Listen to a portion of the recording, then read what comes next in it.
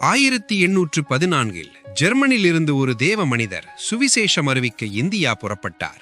சிறு வயதிலேயே தந்தையை இழந்தவர். அவர் முன் அவர் கோடீஸ்வர மாமா வந்து நின்றார்.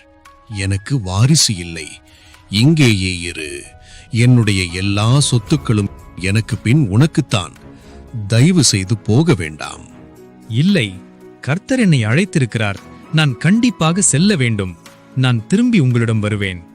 ஆடம்பரமான வாழ்க்கையையும் அன்பான அம்மாவையும் விட்டுவிட்டு இந்தியா வந்த அவர் நெல்லை மண்ணுக்கு செய்தது என்ன?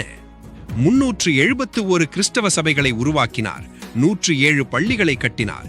எல்லா சாதி மக்களையும் உபதேசியராகவும் ஆசிரியராகவும் பணியாற்ற வைத்தார். இன்னும் அநேகம். அவர் உருவாக்கிய கிறிஸ்தவ கிராமங்கள் இன்னமும் நம் கண்முன் இருக்கின்றன.